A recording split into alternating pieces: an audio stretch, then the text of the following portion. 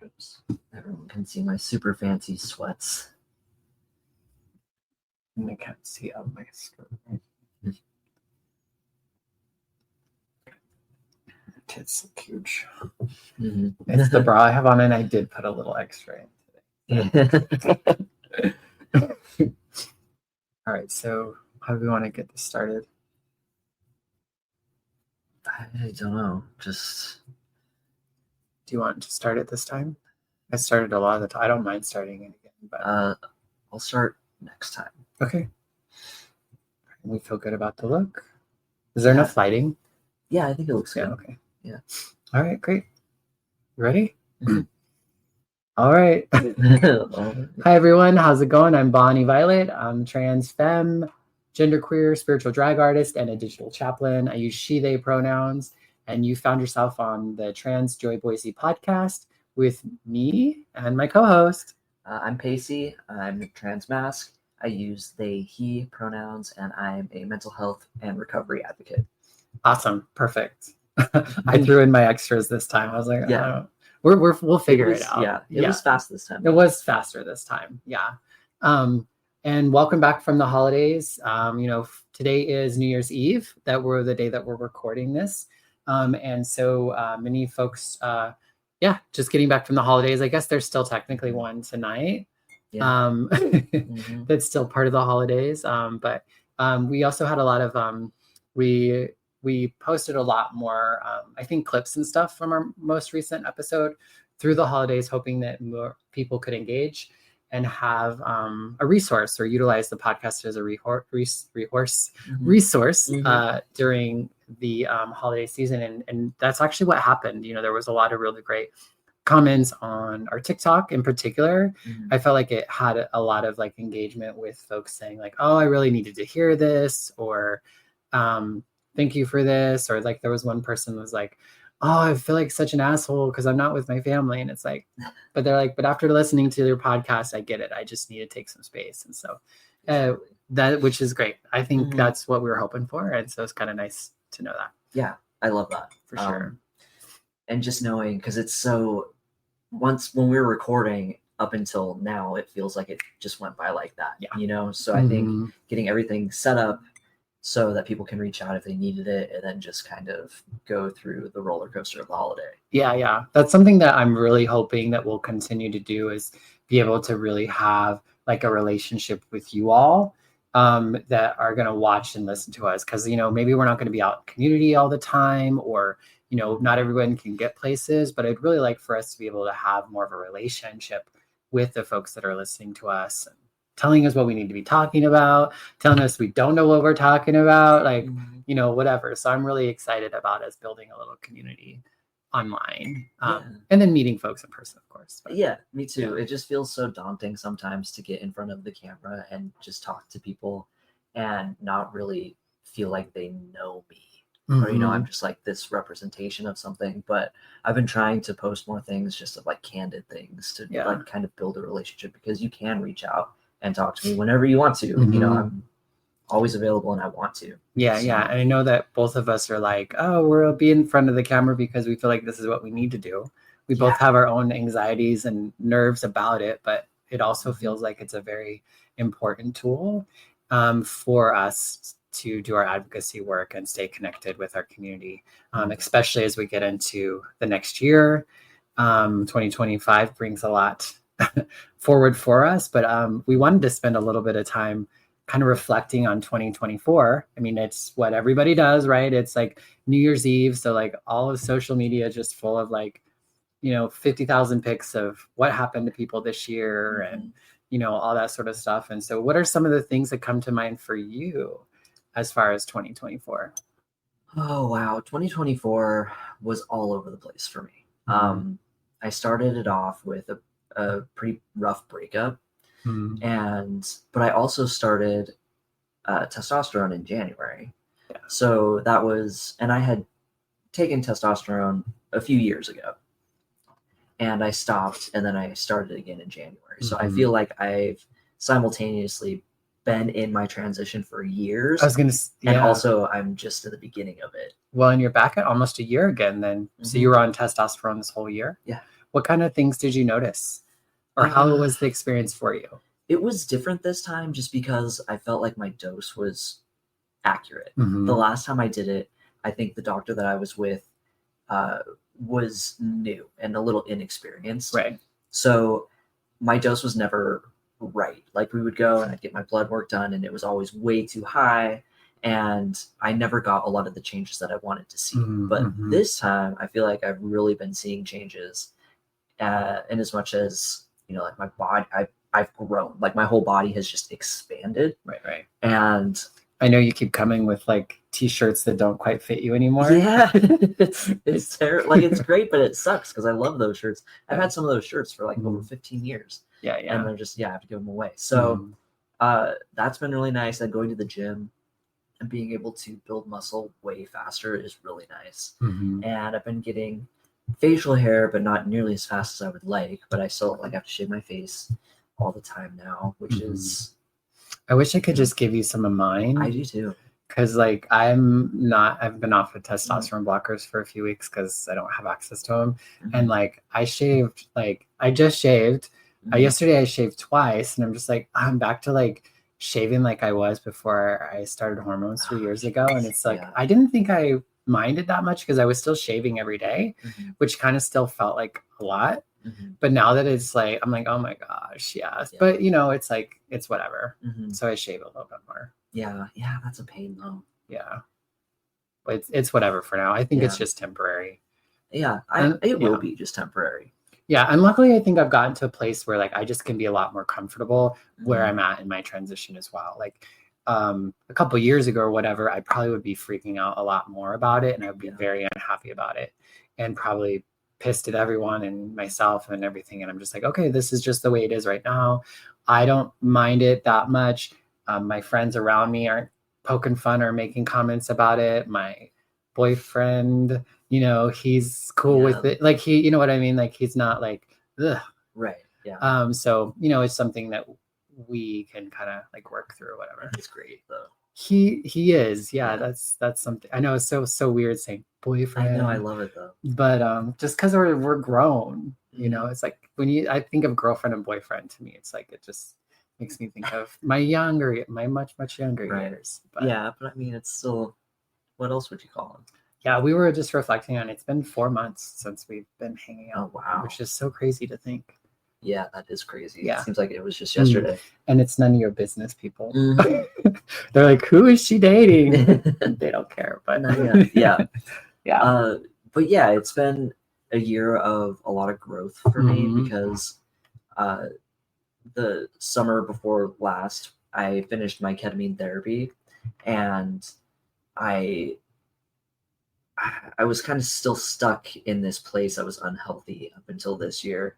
And now I've really been able to see a lot of the positive changes from that. So that's been really exciting. And I think that I wouldn't have necessarily started testosterone again if I hadn't had that experience. You know? So I've just been really focusing on being as mindful as possible and just enjoying every day as much as I can.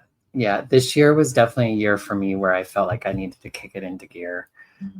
Just in the sense of like, I took a long time to be away from everyone and everything. Like a lot of my relationships changed with my family and my friends and work and so many things. And even with myself. And I was just like, I was at a point that if you couldn't like show up for me in a certain way, I was done. Like I just had to I really shut down and I got to where I was pretty isolated and pretty alone. And so by the time I was ready in a lot of ways to kind of like, because I felt like my life had plateaued in so many ways, emotionally, mentally, financially, every way, you know, I just kind of plateaued. And part of that was I reached a point that's more about me than it is about anything else. So my transition has been a big part of that, but my transition has also like caused me to like make changes in relationships and changes in the way that I live and my sex life and things like that have all been really good for me. So it's just been adjusting to all that. So this year, you know, I started my own business. I started a queer chaplain, which is something I've been doing for years, but it actually like get an LLC and go through that process. I'm starting to debate whether or not that was a good idea or not, but I did do that this year, which felt good at the time because I'd been kind of putting it off and putting it off and putting it off just because I was scared of like just taking that leap, even though I'd been doing the work pretty much for a long time already. I think that my transition, not necessarily my transition, but everything surrounding it, like where we are politically in this country right now, forced me out of a lot of different comfort zones. You know, with like this, especially because, you know, before I wasn't really vocal about my transition, and I thought that it was more of a private thing, not something that I really cared to talk about, to be honest.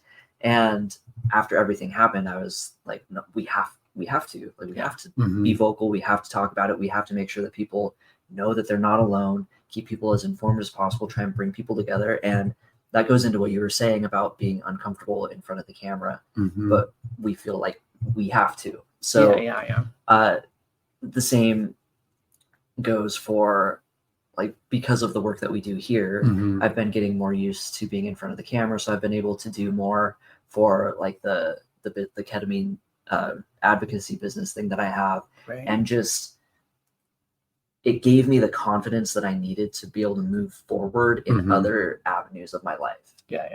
So it's been as awful as it, and scary as it has been, you know, where we are right now in this country. It's also kind of helped me to step into the role that I feel I want to be in. Stay with us. We'll be right back.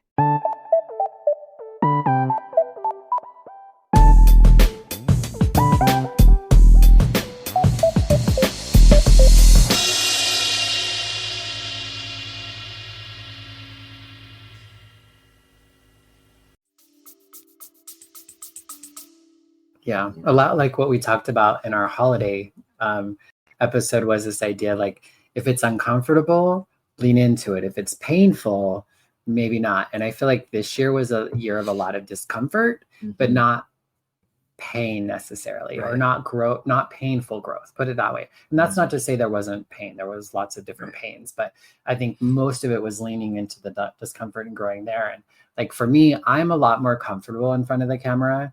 I like a camera because I do this sort of stuff more regularly. And I actually have transitioned on camera, which is kind of cringy to look back at some of my old stuff and see my transition. And it's also kind of, you know, a nice thing too. But the thing that's been challenging for me is just being back in Boise, Idaho, and being an advocate, an activist, involved in kind of like as a leader, a reluctant leader. And then just kind of dealing with I was so young when I did it before, and I had become to have such a toxic relationship with, I guess, my identity and my role in the community and my personal life and my love life. And I really struggled with like having a healthy relationship with all that. And so I was really nervous of kind of getting myself back into that same way. But the cool thing is I've noticed that it's different, and that I'm able to balance things a little bit more. And I'm not great at some things still, and that's okay. And I've just kind of been leaning on other people to kind of get me through those parts. But and that's part of the process of growing. I think, you know, just surrounding yourself with people that will lift you up, you know, like that saying, like, you are a representation of your 5 closest friends. You know, and I always really think about that, and I'm very particular with the people I choose, you know, to surround myself with, because I want to be around people that will force me to be better and allow me to, and help me to change in a positive way. Yeah, I definitely feel that way. If I think of like my 5 closest friends, they're all mostly newer friends that I've come to, that I'm like, okay, yeah, that's me. I'm a reflection of them. I'm good. I'm down with that. That feels good. See, I think that's really important. And no shade on past friends. Right. Stuff. No, It's of course not. It's just kind of like and maybe where I'm at right now. Yeah. And like this version of myself is that's where I'm at. And I think that, you know, I struggled with a lot of the similar things, with maybe not being the healthiest when it comes to certain things, like with my identity. And I think right now, everything that happened had to happen in such a way for me to become the person that I am now. Because I think this year I've been experiencing everything in a healthy way, in a happy way for the first time ever. It's like I'm a new person, like I'm getting to experience life kind of for the first time through a brand new lens. And that's beautiful, but it's also scary. It feels weird. It feels awkward. It feels awkward. And I'm still having to unlearn so many toxic traits that I had, because I had spent my whole life being this really miserable, depressed, toxic person. And now I don't have depression anymore. But if I'm in a situation, especially with other people, my go-to, like my reflex, is to respond as like a sick person, like with anger or with doubt or judgment. And that's been really difficult because I don't feel that way, but I just feel that's my initial response. Yeah. Sometimes it's like those thought patterns, and we just have to say like, oh no, I don't think that way anymore. Yeah, this is disappointing. Yes, I'm sad about this. I might even be mad, but it's not gonna hit me and take me out in the ways that it used to. Even though the thoughts can start to begin. Yeah. I've had to learn to just like hush that critic really quick. My biggest problem is being so guarded, because my whole life I had learned through experience after experience that people will hurt you or disappoint you in some way, or they'll leave either by dying or something tragic. So this year I've been really trying to push myself to allow people into my life, because, and I know there are a lot of people that know me, they know that I've always been very like, you stay there. And I'm trying really hard to get past that. So the friends that I am making now, I really appreciate those friendships because it feels so novel. It's like it's novelty to me. And I really cherish that because I haven't really experienced genuine friendship like that since I was a kid. I've definitely been valuing a lot more reciprocal or being more on the same level. I think I've had a hard time in my own life. I think growing up the way that I grew up, a kind of the overachiever, someone who had to do well in order to get away. I've always been really big on like helping others and being of service, to a point that sometimes is gross and doesn't really allow well for like good balanced friendships. Like the last few years, I've really learned what it means to like really ask for help, and like what it means then that it's okay to need help, and what needing help looks like, you know what I mean? And some of that is just having deep relationships and connections with family and friends, chosen family, mostly this year. But and really being able to ask for like, it's just weird because I think I was always afraid to ask for help because somehow it made me seem like I was less worthy of, which was totally contrary to like what I knew. So it's been really cool to kind of find myself, because a few years ago I remember having a moment, I was the downest I've ever been. Like I was ready to like lock myself up in a mental hospital a couple of times, and I felt like I was screaming at the top of my lungs, like help me, like fucking help me. And I felt like I was saying it to every person in my life, strangers, like online, and nobody was getting the message. And I really had to come to realize that I don't know how to ask for help. I don't know how to be seen. I've been working so hard at being seen as a person who didn't need help, as a strong person, as a person who you can rely on and go to, that I didn't teach the people around me, and I didn't let the people around me know how much they meant to me, how much the role they played in my life, and how they could continue to show up for me. Because I think people were just always like, oh, she's strong, she gets over shit, she always pushes through. Yes, things are shitty, yes, things are hard, yes, but she always comes through. My mom used to always say that, and then all my friends and the people around me, and it became toxic. I think that was traits, and like it pushed me through a lot of my life, but I think it really caused me to plateau. And this last year I had to really find a way to knock myself down. And a lot of this is like it's my perception, it's my point of view. It's less even what the world is doing, but more of like how I'm showing up and how am I presenting myself and communicating to the world how to interact with me. And I was just failing it just became different. What I needed from the people around me, what I could provide. Like I found myself turning away from certain relationships and potential toxic support. Like when people want to work with me around recovery or different things, there's times when I've had to be like, no, like I have to trust my intuition and be like, this is not the one for you to show up for, because you can't, because you're not well enough, you know. Or sometimes people have a certain struggles that they're going through that are still so difficult, or bring up stuff for my own that I'm unable to really show up for in a way that I think is really helpful for them, and that is still also not harmful to me or harmful to them in the long run too. You know, it's hard because you teach people how to treat you.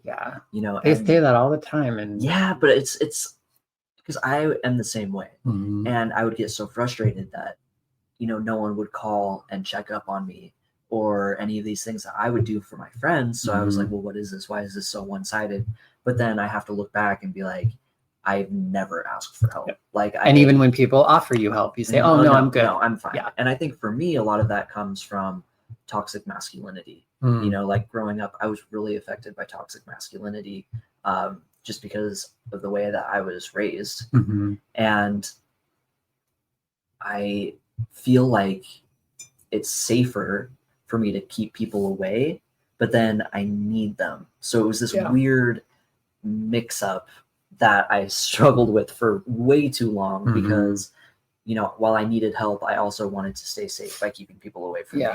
And I think now I'm trying to embody the idea that it is an act of strength and courage to ask for help. Totally. Yeah. I mean, it's the strongest thing we can do because it's the most vulnerable thing. Exactly. Do you know what I mean? And that's why I think even in the Bible and other things, they talk about that idea, like the strength in our weakness, right?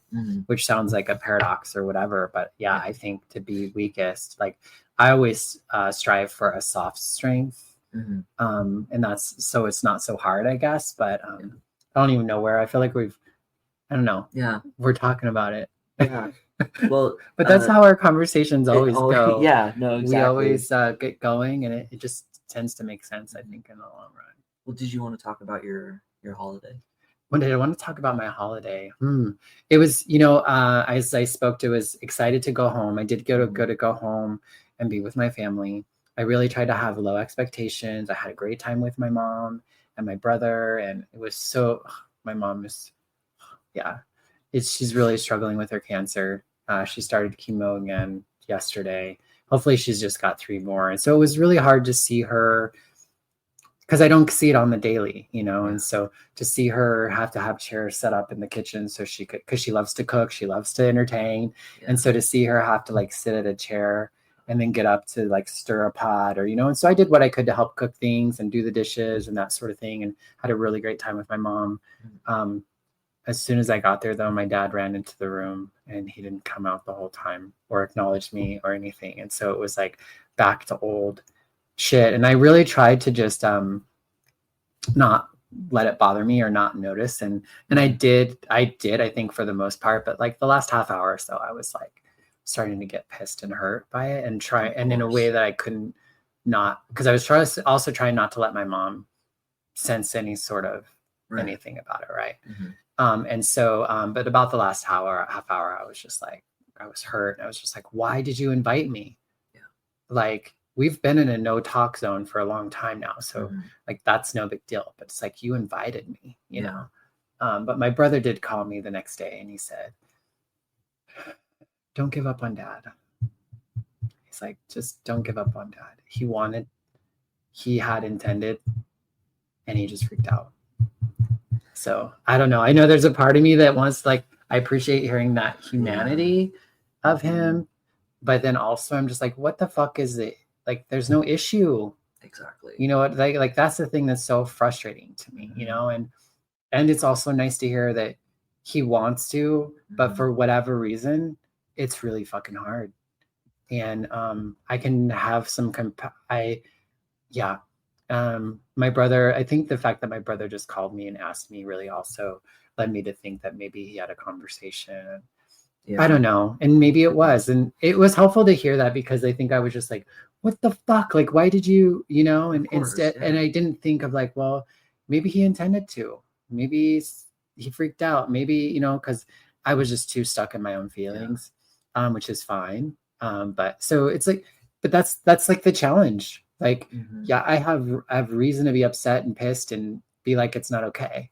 And it also could benefit me to have some compassion and, I guess, hold on to some hope.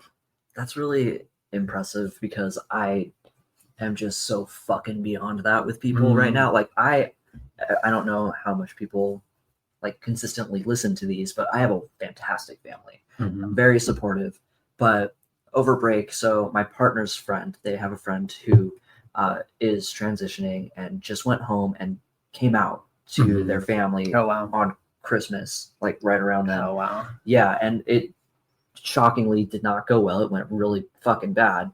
And my partner's mom is real close with this person and tried to reassure her and was like, well, it just takes, she was saying all the wrong things to this person. And it's just, well, it's going to take them time. They're mourning the person. They had hopes and dreams for blah, blah, blah, blah, blah. And I'm just like, yeah, her heart was in the right place, but that's not okay. Like I fail to see the issue because I've seen the flip side. Like I've played that tape out so many times, not only with like people that you read about, but people that I've known that are like, oh, okay, I'm not accepted. And then they die, So it's like, what is so much of a fucking struggle for you that you don't want to see this person? Yeah. Like it does not connect for me. I don't get it either, but I know there's something because my father has always been a huge advocate and supporter of me. He hasn't always been happy with who I am and what I'm doing with my life, but he's always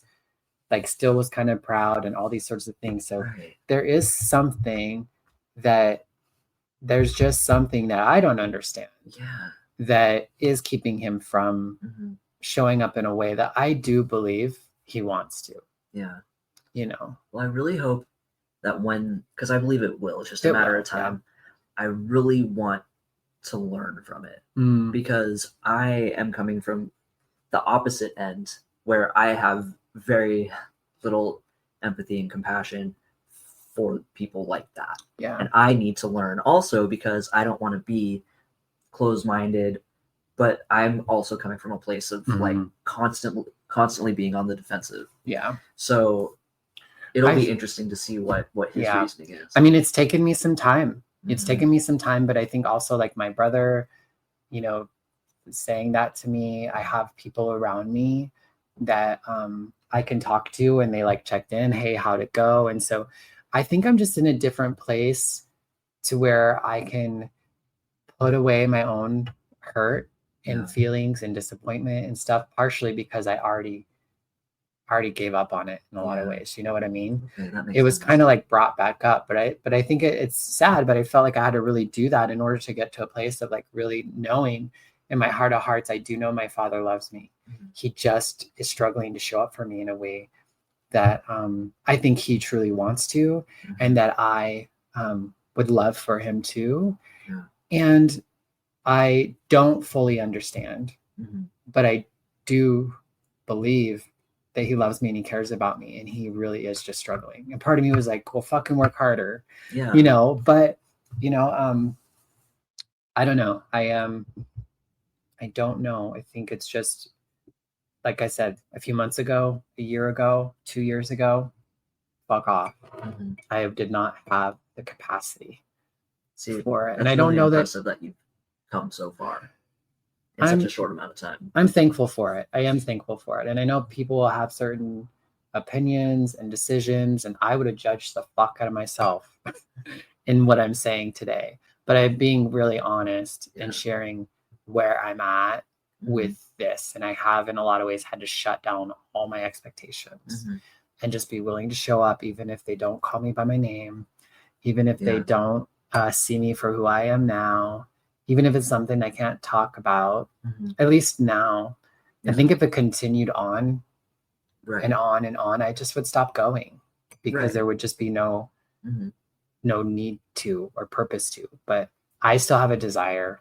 And so that's really what I'm trying to listen to and really trying to be honest with myself about, I guess, you know. See, I don't think there's any reason to judge that at all. I think it's really I don't either. beautiful, and I think that, especially talking to the group of maybe younger people, I think that it's really something to look up to, because it's so difficult to be able to accept things like that and come from a place of love and understanding. And I think that I myself would love to be more like that. Maybe one day I will be, when I'm not so angry about everything.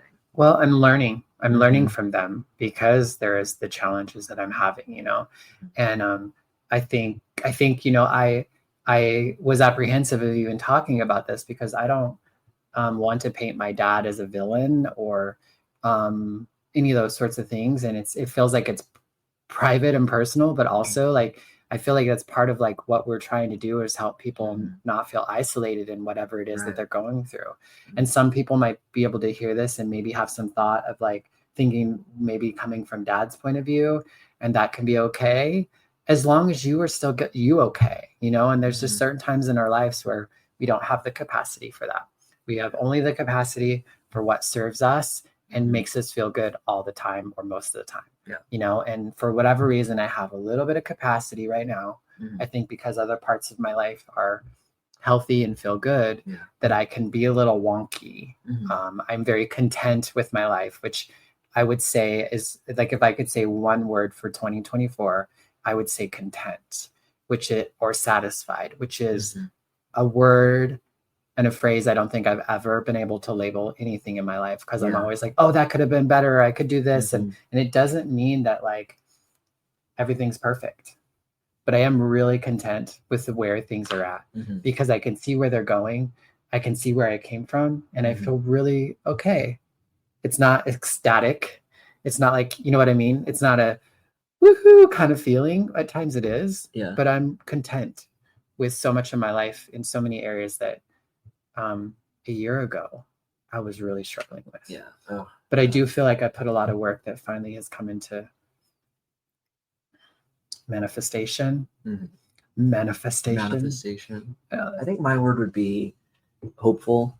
You know, I had a lot of ambitions and goals at the beginning of the year, and do you feel like you met them? I think I met some of them. I think that a lot of the goals and the accomplishments that, you know, I've met throughout this year were completely unexpected, and I never would have guessed or anticipated, because they were things that just sort of happened out of, I feel like, necessity, and things that, because of what has been happening and how afraid everyone is. And I think that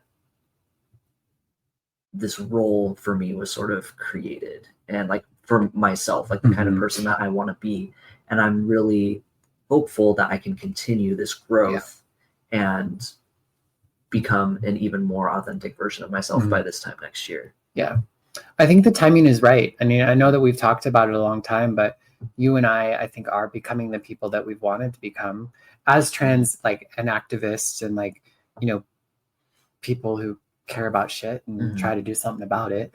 Like, but, and we've talked about even working together a lot, and it just hasn't, the timing hasn't worked for us. And I always knew it wasn't us, as in like, we shouldn't work together, or we can't work together, but it was more of like, neither one of us are ready yet. You're right. Absolutely. Like, I always felt that it was never like you know, it was like, okay, now it's not the time. Now it's not the time. Now it's not the time. And then it just clicked. And at the time I thought I was so ready. Right. But then looking back on it, there was still work. There was still work we needed to do. Like, but I do think that we needed to kind of like say it to each other, so that, I don't know, so that we knew it was possible. And then the work, then you can do the work to prepare for it. It's kind of like, I know it's like, I always feel weird talking about spiritual shit in here, but they're like, kind of be careful what you pray for, be careful what you ask for. You know, and it's this idea of like, I'm putting out there that I want to do this thing. It's like, okay, all right, you can do it. But like, in order to do it, you need to like do this, this, and this, and this, and you need to learn this, and you need to let go of this, and you need to, you know, in order for this thing to happen. But yeah, you can have it. But it's going to be a journey. an example of that, because like in recovery in 12-step, they say like don't pray for patience, because then something will happen in your life where you desperately need to be patient, and it's just fucking terrible. But one thing I've seen, that stone moldavite, there's a stone called moldavite, and moldavite. What color is it?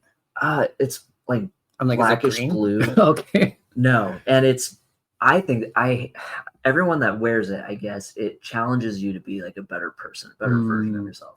But I've heard so many stories of people wearing it and then just terrible fucking things, like horrible adversity happens, and then they have to. But like my partner just wears it and dares it, and I'm just like, it makes me very nervous. So that's just my superstition. Yeah, coming in.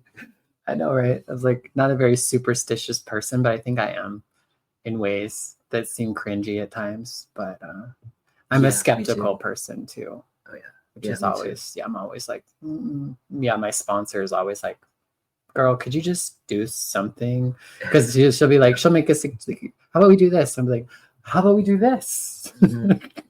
It could be this like silliest thing. Yeah, it's funny.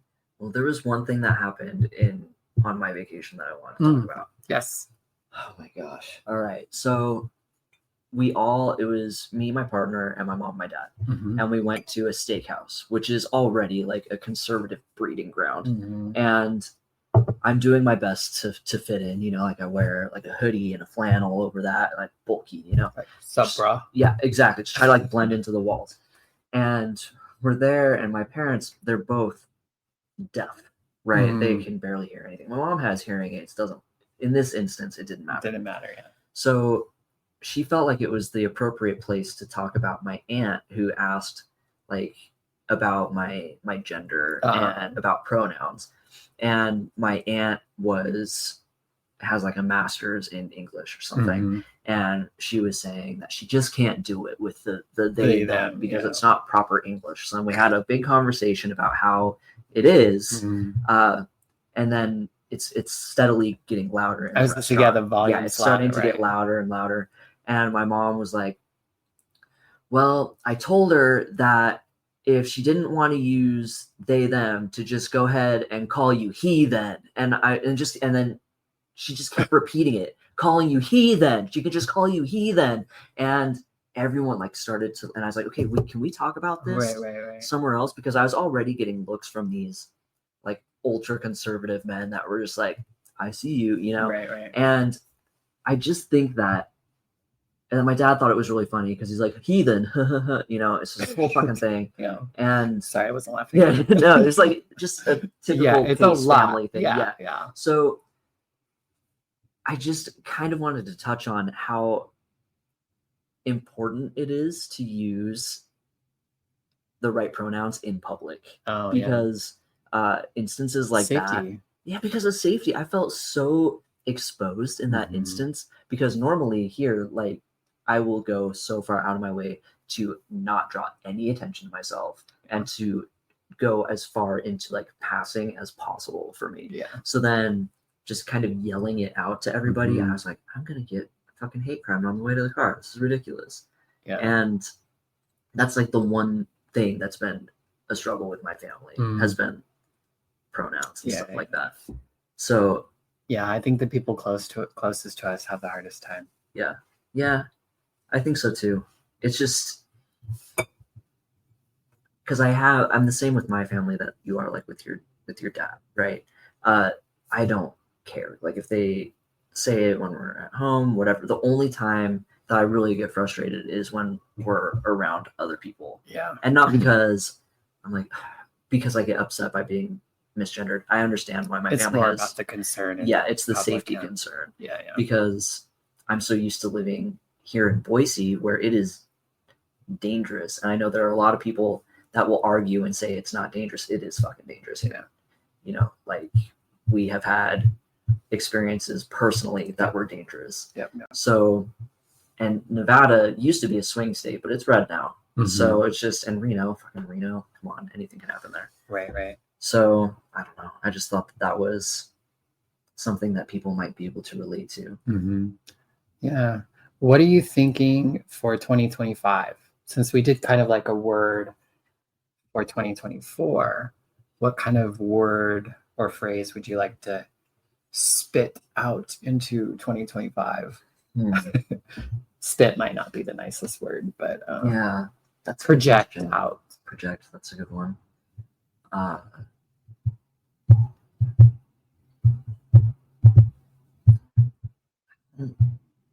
I'm just feeling like just this sense of overcoming and accomplishing things. You know, I feel like 2025 is going to be difficult in a lot of ways that we aren't prepared for yet. Yeah. Just kind of a year of reaction. Yeah. And just, we're going to be presented with a lot of challenges that we can't even imagine right now. Yeah. But I feel like the prevailing thing is going to be that we will overcome. Yeah, no, totally.